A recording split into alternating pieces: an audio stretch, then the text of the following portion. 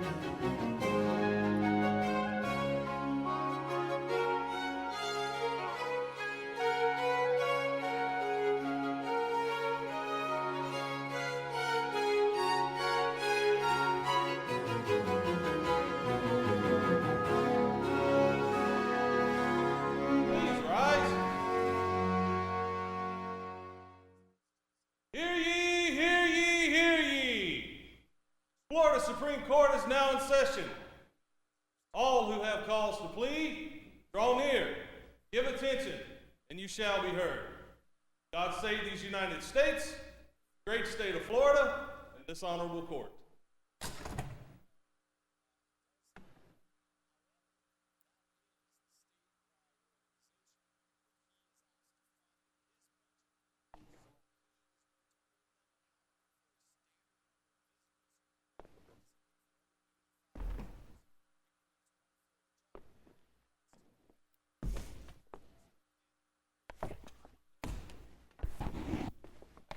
Ladies and gentlemen, Florida Supreme Court, please be seated.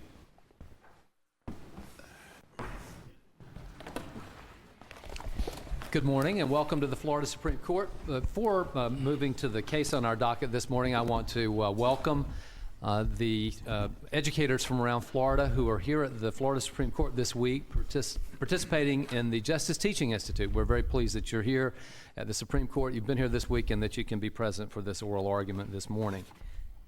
The case on our docket today is Moreno Gonzalez versus the state of Florida. Please proceed. May it please the court, my name is Martin Roth and I represent Alfredo Moreno Gonzalez, petitioner before this court.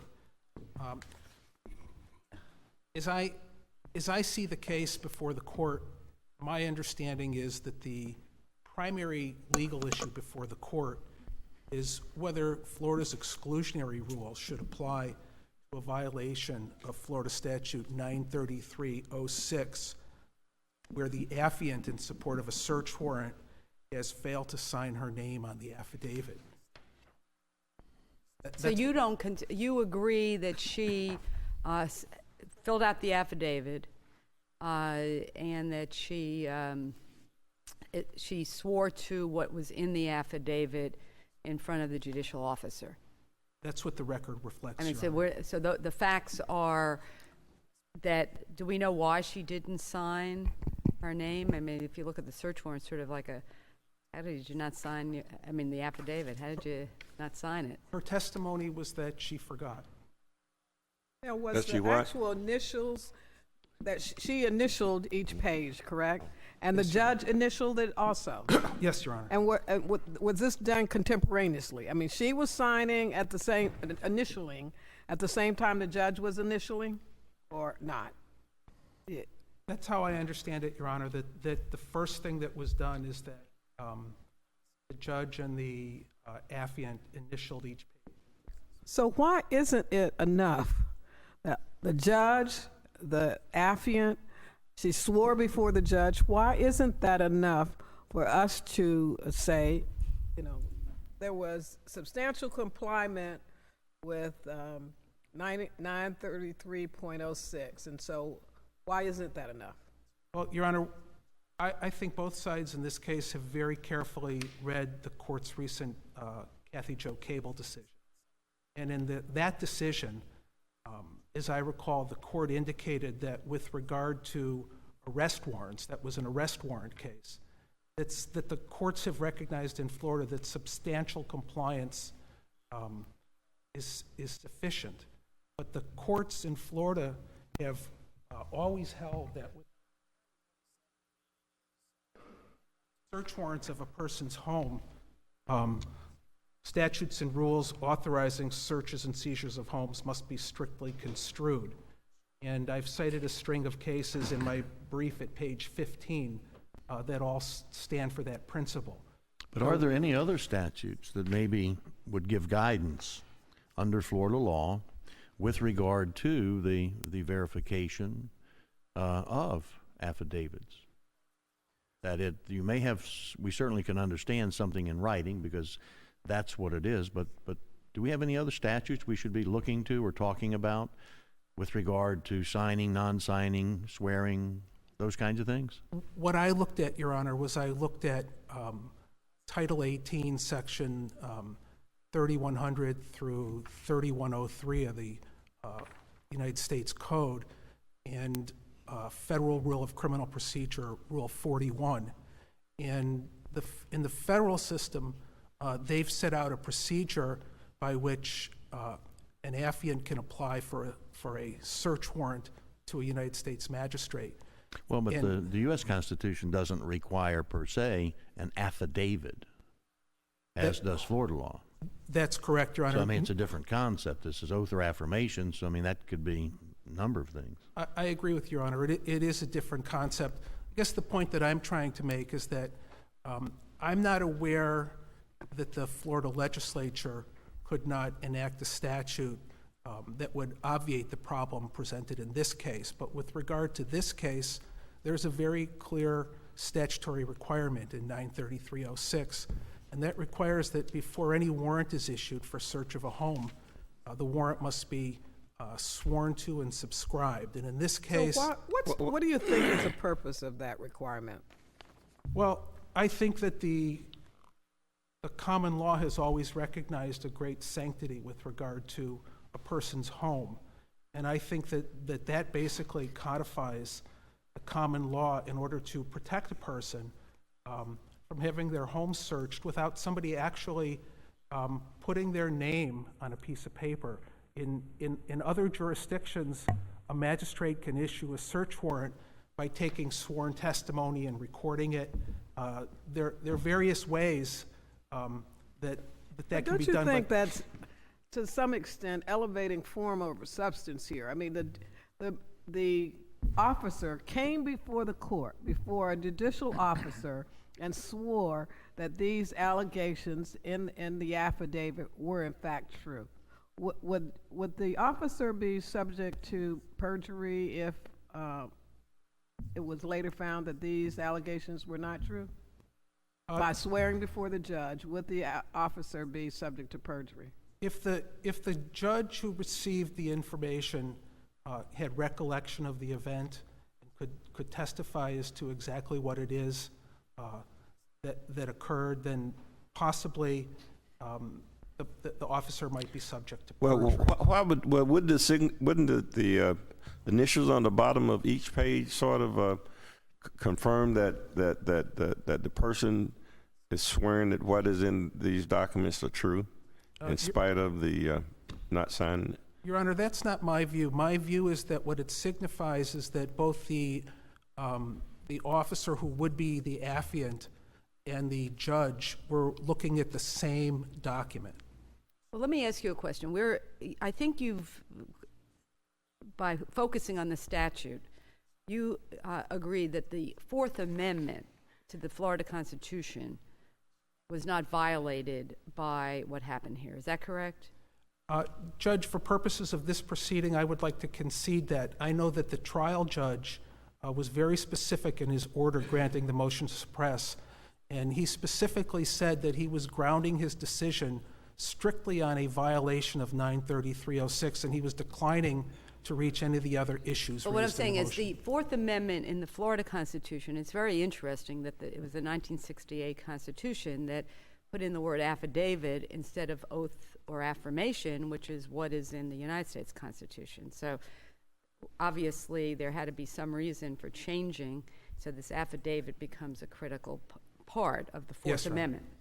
But are you saying that, and I thought I heard you also saying that the legislature could change the requirements for what is to be in an affidavit and what would constitute an affidavit? Did you say that would be within their prerogative? Yes, Your Honor, that's my understanding. Okay, so why is it not that the statute that was referred to in the majority opinion, it's I think 95.525, which says that you can either have a signature or you can have an oath or affirmation, that is, those two statutes together put this, not only is there not a statutory violation, but it's actually that those two statutes should be read together to say this was perfectly permissible. Well, I think if you make the leap that those statutes should be read together, then there's a certain logic in the court's decision. But to my understanding, the proper statutory construction would be that the 93306 is a very specific statute. It only deals to applications for search warrants, and its requirements are very clear and very specific. And there's no need really to look at other statutory provisions to determine what is required before a magistrate can issue a warrant to search a person's home. Let me just lay out for a second what happened here, step by step, just so we can all get an understanding. Judge Del Pino down in Miami-Dade County probably got a knock on her door. It was Officer Hernandez. And she told the judge, I have a warrant that I need you to look at and see if you can sign it. And along with that warrant was an affidavit in support of the warrant, which provided the judge with the facts that the officer was using to support the issuance of the warrant. And it's that affidavit that we're in question here.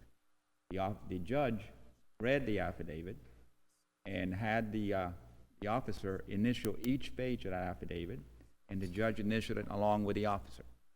And then the judge asked the officer to raise her right hand and swear under oath that the facts contained in that affidavit are the truth to the best of her knowledge. At that point in time, the judge picked up the search warrant and signed it. The one thing that is missing is that the officer did not actually sign on the dotted line that said affiant in the affidavit. Now, you're telling us that 933.06, there's language in there that requires the officer's actual signature on the dotted line. That's your point. Which language in 933.06 requires the officer to actually sign it, and as opposed to just the oath being enough? Well, the statute uses the specific word subscribed, and subscribed means to sign one's name underneath, and that specific requirement was not complied with, and that is the sum and substance of the violation that Judge Reyes found at the trial court level, a violation of 933.06, which specifically requires that the application must be sworn to and subscribed. It's not subscribed. The purpose of the statute is to make sure that the affiant, the person, the officer who is claiming that these facts are what happened, swears to them on their oath. And as Justice Quince asked, this officer, if somehow it is determined at a later time that she lied about those facts, could be subjected to perjury charges. So it seems to me like the purpose of 933.06 has been served, and this is a mere technicality in the fact that the officer just somehow neglected or forgot, and maybe they got involved in a conversation or whatever and forgot to sign on the dotted line. Isn't the purpose of the statute been served by the officer swearing in the presence of the judge that the facts contained in the affidavit are true? Your Honor, I don't believe so, and my reason for seeing it differently is that if a person's home is searched based upon an application for a warrant that's not signed, and there are material omissions or misstatements in the application, and that is an issue that if we went through the record, we could see that those were some of the issues raised in the motion to suppress that weren't reached by the trial court. But if an affiant doesn't sign the affidavit, it really deprives the homeowner whose home is searched from holding the officer to some sort of a standard. In other jurisdictions where they don't require a signed affidavit, generally they require that the testimony be preserved. In other words, that a court reporter or a recording be made so that the words and the information provided can actually be tested by the homeowner at a later date. But those words are reduced to writing, because there's no question here that if I understand it correctly, that the officer swore to the accuracy of the information in the unsigned affidavit. Isn't that correct? That's what the record reflects, Your Honor. Well, so I don't understand how what you're saying really makes sense, because it's all there in writing. Judge, then you're left with the representations after the fact of the affiant, of what they did and why they didn't. But wouldn't it be the same with the court reporter? If the court reporter were to transcribe it, she would simply transcribe the facts and the swearing and et cetera. I mean, I don't see the difference. Well, to me, the difference, Your Honor, is that you wouldn't be relying upon the word of the affiant. You would actually have a documentation. But the judge signed it. The judge said, yes, she swore that these were the facts. This is in fact true.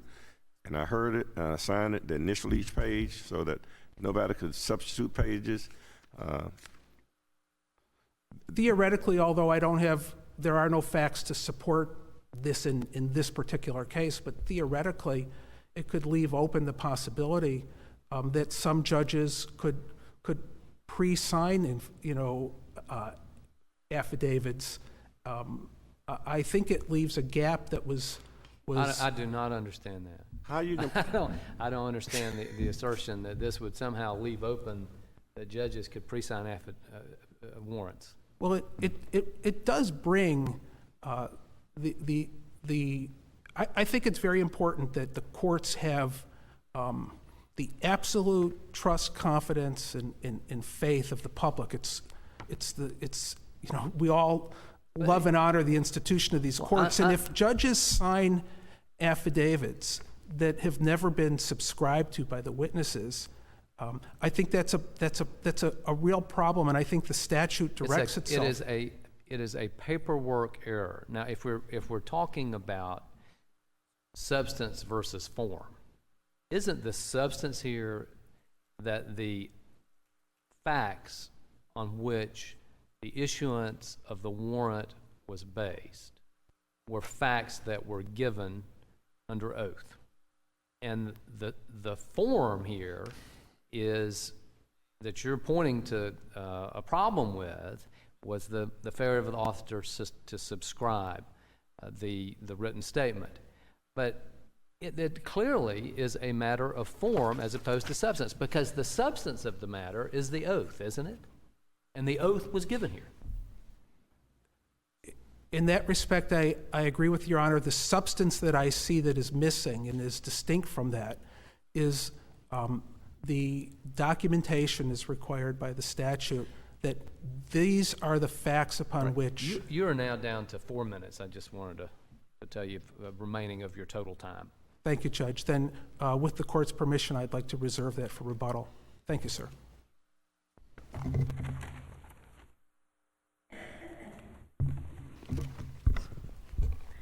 Good morning. May it please the court. Assistant Attorney General Nicole Sano on behalf of the state of Florida. In this case, the third DCA, consistent with courts from Florida and across the country, has found that substantial compliance with the statutes governing the issuance of search warrants precludes invalidating a warrant in the event of a hyper-technical mistake. Well, let me ask this question. Now, why should we not? Something as precious as our constitutional values, and particularly to protect our homes, why should the courts not demand precision? And when it says affidavit, the common understanding is not only an affidavit, but it is, even before we had that requirement, you would agree, Florida had the requirement for the writing, correct? Even before our Constitution changed. So why should we not? Why should the court not make sure that we hold officers of the court to that high standard? Absolutely. Justice Lewis, the purpose of the Fourth Amendment in Article 1, Section 12 is to protect a person's home and property from unreasonable searches. Here, every protection that is seen, that the Constitution wants to give to the people and the statutes has been given. Well, the officer was that could be said, even if there's no writing here. If this officer had gone and then after the fact, someone says, yes, this is what the officer told the judge, that would be true too. Would that be your argument, that we do not have to follow what the Constitution says or the statutes, that we just say whatever he or she said to the judge, said the same things, so affords the protection? I think the difference in that situation would be that there would be no writing to memorialize the facts that were given at that time. So you There'd do be agree that there needs to be a writing?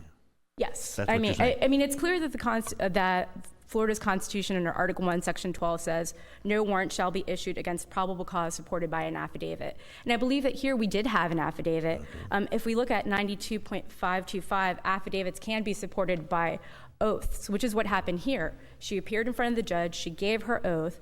The facts were in that written document. They both initialed each page of the document together. Can I, on this, if the affidavit had been filled out before she came to the judge, does the requirement that it be sworn to in front of the judge, is that in the statute, or can a officer have someone else have a notary have her swear before a notary, and then you come before the judge? Let me make sure. Oh, sorry. What does the statute require as far as that's concerned? The statute requires that to have the application of some person duly sworn to and subscribed. So in a situation, if I'm understanding Your Honor's question correctly, is that you're saying that the police officer has filled out the affidavit and the application completely and sworn to it with a notary at their office before going in front of the judge. Correct. And just drops it off and leaves? No. I'm not saying they drop it off. I'm saying that there is no requirement in the statute that the affidavit be sworn to in front of the judge. Is that correct? That is correct. But I'm reading it. It says the judge must, before issuing the warrant, have the application of some person for said warrant duly sworn to and subscribed. Yes. Okay, so the affidavit here is the application. Yes. So I guess the practice is, and I did not do trial work on this, but the practice must be that the affidavit is in fact filled out before the judge. Is that what you understand? In this case, what happened was that she wrote the affidavit. She has it reviewed, by the state attorney's office and her boss. Then she went to the judge, and then she swore to the affidavit in front of the judge. And well, then the judge actually said sworn to and subscribed before me. So I guess we could say the judge actually was inaccurate because it wasn't subscribed to in front of her. She does say Officer Hernandez admits that she overlooked the fact that she didn't sign it, but she did say that her initials symbolized that she was swearing to each page. Well, there isn't an issue. She swore to what was in the affidavit, and if the statute that you referred to allows that as being the alternative way for an affidavit to be completed, then really we don't even have a statutory violation. We don't have to really even go to substantial compliance. We go the Constitution was complied with, and the statutory scheme was complied with. Absolutely. But we'd rather, I mean, you would rather have officers signing these things too. I mean, we don't want to absolutely, encourage absolutely. something as a practice that is, here was just something that was inadvertent. Absolutely. And I would also point out that this is, when I was trying to find cases from Florida where this has happened, and I was only able to find 2 cases, which was Tolmie and this case. This isn't something that happens on a daily basis. Officers aren't trying to avoid signing affidavits. Do prosecutors in your circuit accompany the officers when they go see the judge to sign these things? I'm not sure. It's my understanding that they don't, but that they, but the practice would be to call the state attorney's office and have it reviewed. But They would review the search warrant to make sure, and the affidavit to make sure it's in proper form, yes. and there's sufficient probable cause there, and then they would send the officer over to visit the judge. But yes. But I know in my circuit where I came from, the practice was for the prosecutors to go with the officer to visit the judge in case any questions arise. Now, as far as 92.525, I believe the statute says that verified by a person, the verification may be accomplished in the following manner: under oath or affirmation taken or administered before an officer authorized by 92.550, which obviously a judge would qualify. Yes. So the affidavit statute basically requires that the oath be taken in the presence of the judge. Mm-hmm. Okay. Now, and that's what occurred here. Yes. Am I correct? Now, let me ask you this, and I don't mean to throw you a curveball, but the search, this is a search warrant statute that we're dealing with here. How about an arrest warrant? Mm-hmm. Does the statute, and I did not look it up, but does the statute have similar language? Does it require, does it have this subscribe before the court language in it as well? Because I would think that arresting someone is probably just as important as searching somebody's home. And okay. like I said, I didn't mean to throw you a curveball. I know you weren't. I do recall reading that, gosh, I'm so sorry.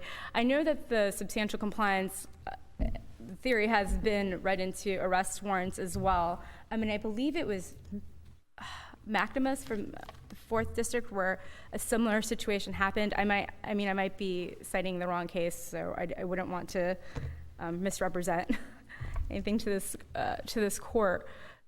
But again, I think it goes back to that all the protections that this defendant was supposed to be receiving, he got. We have the officer identified in the affidavit. Her initials are on the bottom. She testified at a suppression hearing under oath. She could, in fact, be held guilty of perjury if she lied. There's also, within the same search warrant statutes, there is 933.16, maliciously procuring a search warrant to be issued, which makes it a first-degree misdemeanor to maliciously procure a search warrant, which that would be if the officer went and lied and then purposely said, "Ooh, I'm not going to sign this so that I can't be held for perjury." Well, but now you're going a little farther as to what might happen. If there was an affidavit and it hadn't been sworn to or subscribed, but what happened was that the judge signed the search warrant, and then at the hearing under oath, the police officer testifies to exactly what's in the search warrant, we wouldn't, at that point, wouldn't there be a violation of the Fourth Amendment? I mean, not the Fourth, our Florida Constitution, because there was no affidavit. Yes. Okay, so we're not really, we got to distinguish, even though she could be prosecuted for perjury if she was not telling the truth, we're really talking about whether this document qualified as an affidavit under the statutory law, yes. Correct? And so going back to something, I'm still maybe, just want to make sure about something. There isn't anything in the search warrant statute that says that the application has to be sworn to and subscribed in front of the judge, or is there? No, not from my reading of it. But it's, again, because of the way this was left, it appears that at least in the 11th Circuit, is the policy, and it seems like a good one, that it's yes. the officer. Yes, ma'am. Yes, Your Honor. That is definitely the practice in the 11th Circuit, where you do appear before the judge and you swear to it, and that's when they swear to it, and then they sign it, and the judge signs it. Yes. Let me ask you a question about the conformity clause. Is it the state's position that the conformity clause is a limitation on legislative power? Absolutely not. The legislature can always give the citizens whatever right So to the choose. legislature could pass a statute similar to the statute here and say, and if not, and if there is a failure to comply with any of the technical requirements of this statute, the warrant will be invalid, and any evidence obtained as a result thereof will be suppressed, and the conformity clause would have no impact on that. Yes, the conformity clause merely it provides a tool for the courts to review the cases. But yes, the legislature can always, issue a new statute if that's what it chooses to do so. Now, your counsel for the defendant has taken the position that the courts cannot look to Chapter 92 because what's contained in the statute for the written requirement or the requirement for written submission to the judge. Why is he not correct in the view of the state with regard to that you really can't look to that statute? Now, as the questioning went here, certainly if the legislature had placed in Chapter 92 that this doesn't apply to search warrants and applications, but here he's saying we have to look only to the search, the one that applies to the search warrant itself. And why is that? Because the legislature intended that everything that they wanted is in this chapter. You shouldn't have to go some other chapter. Well, statutes are supposed to be read together in parliamentary. Here it says 92.525 says when it's authorized or required or by rule of court, a document verified by a person, the verification may be accomplished in the following manner. There is no limit there that says except. So you say the terms of 92 itself contemplate that it has broad, sweeping application in any context, and so therefore it must be read in any affidavit context in Florida. Exactly, and I mean, unless the legislature had wanted to say except search warrant statutes, obviously that would then not be read together, but they are supposed to be read together. Well, the two statutes, tell me when they were both enacted. 933.06 was enacted in 1923, which was actually before this court recognized the exclusionary rule in 1927.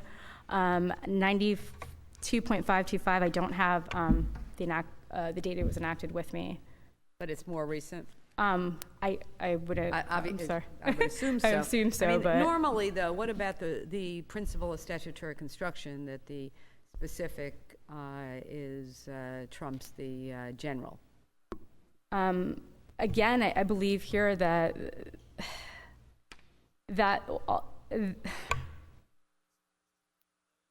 I'm sorry, you've the principle that that opposing counsel referred to, which is a standard statutory construction principle, that we have a specific statute.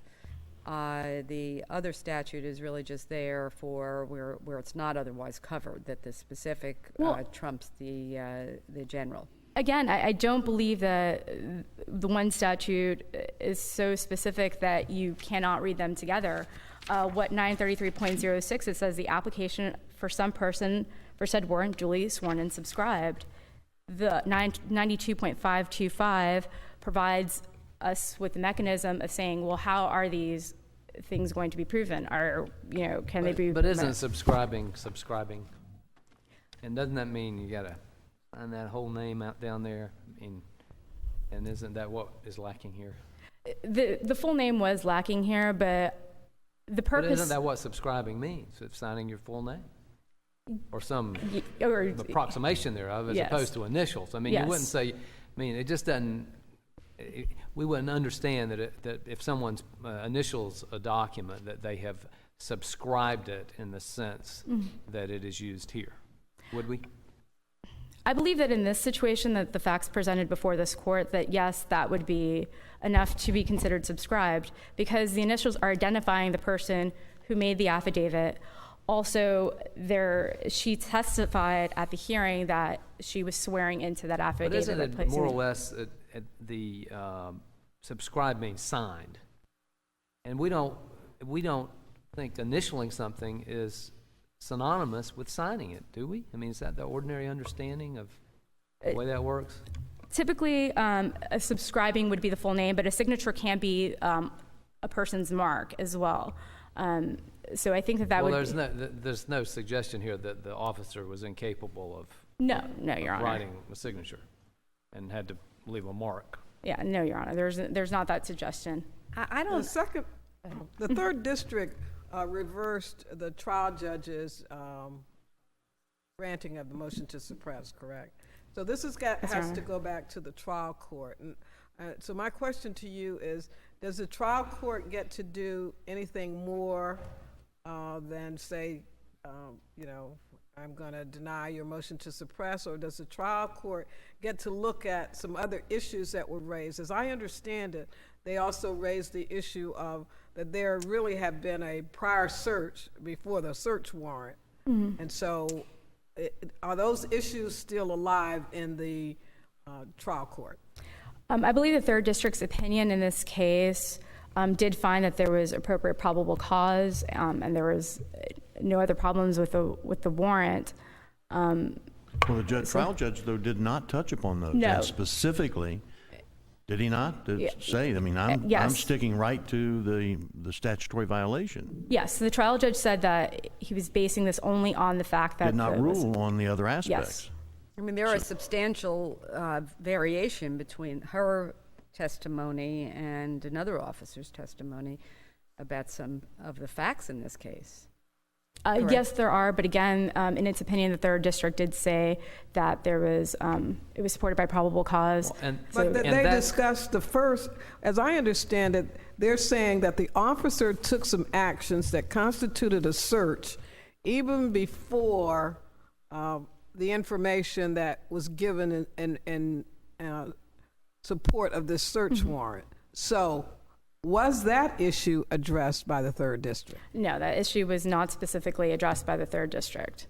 I mean, in fairness, really, the third district is not the fact-finding court.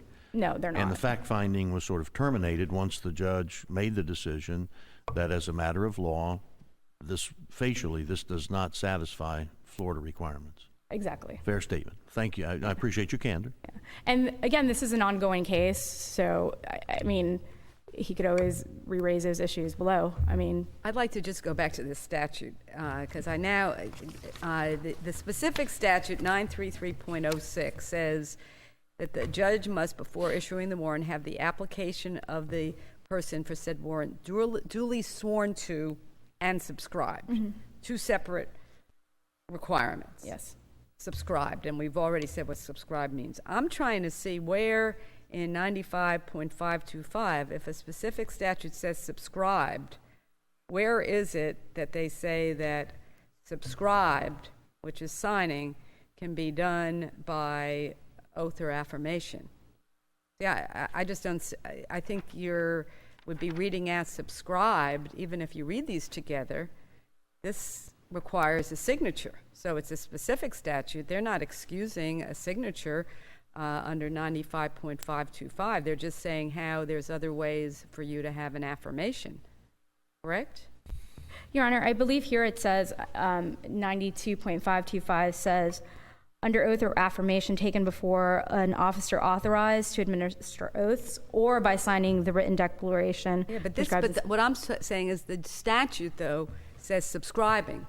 If it said duly sworn to or verified, then you could go to this. But it's giving you the specific way, which most of us that do, affidavits, they're signed. I mean, nobody, affidavits are signed and then they're sworn to. So I don't see how this statute really helps you out in this case, the other statute, 95.525.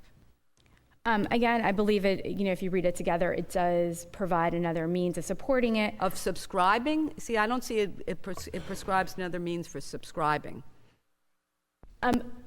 Again, the state's position here is that we substantially complied with 933.06, that what the protections of the statute were afforded to the defendant.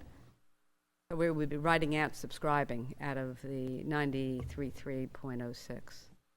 Again, Your Honor, I believe here that the subscribing, yes, typically that does mean writing out the name. And here the officer said that she overlooked the fact that she hadn't written out the name.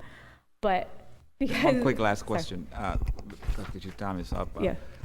I'm just wondering, as a matter of procedure in the future, does Officer Hernandez know that the fact that she did not sign an affidavit on a search warrant has caused the case to make it all the way up to the Florida Supreme Court? I'm not, I don't, Well, I'm not.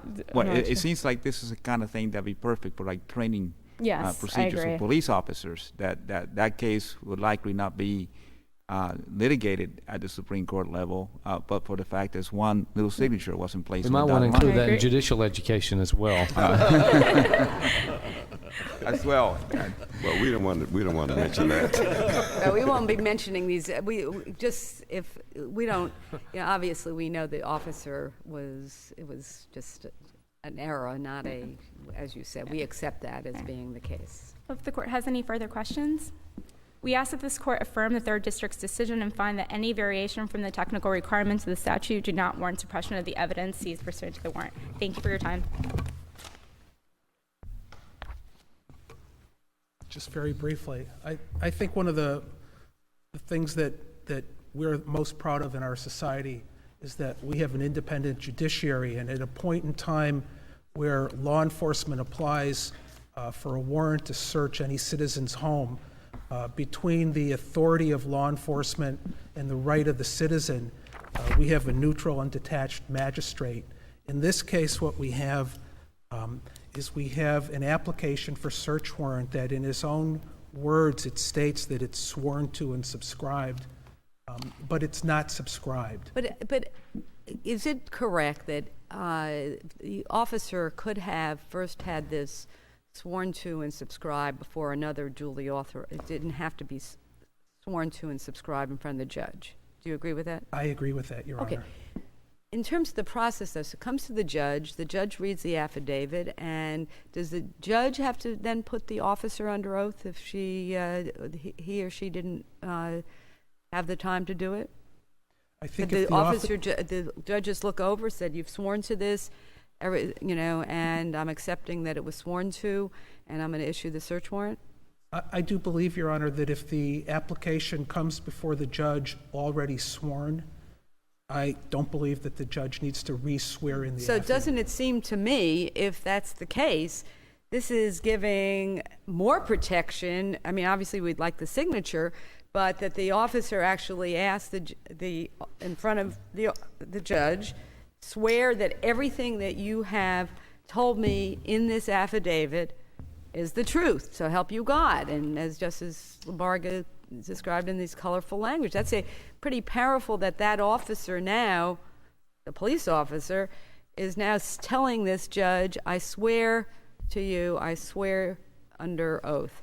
So, I mean, it just seems that that's where I am having trouble saying, well, I agree with all these protections, but we have this neutral officer actually going to an additional step and swearing in the officer to say in her presence that everything in that affidavit is the truth and nothing but the truth.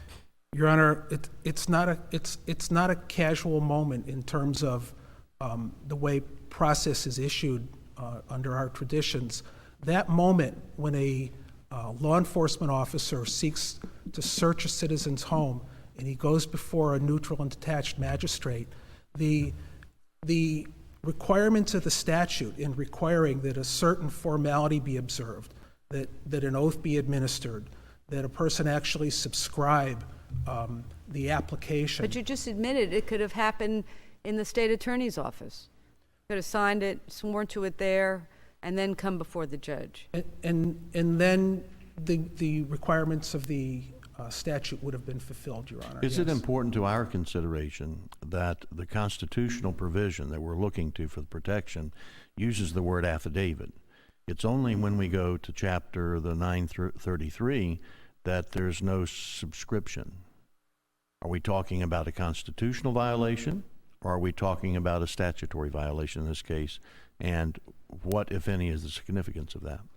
Your Honor, in my analysis, I believe this is a statutory violation. Statutory. And I'm not arguing a constitutional violation. That wasn't the trial court's finding. And in my understanding and in my reading of Cable, because it's a statutory violation, the exclusionary rule should apply. Okay.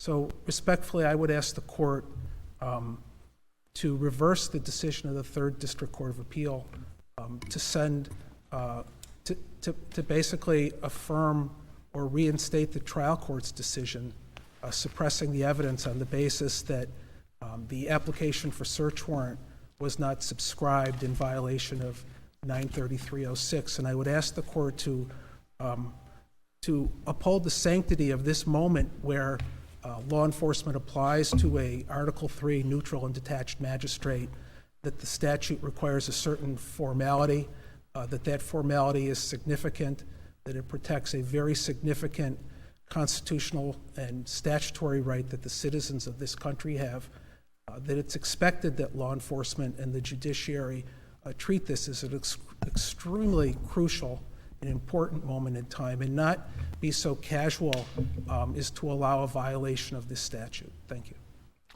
We thank you, and we thank opposing counsel. Court is now adjourned. Please rise.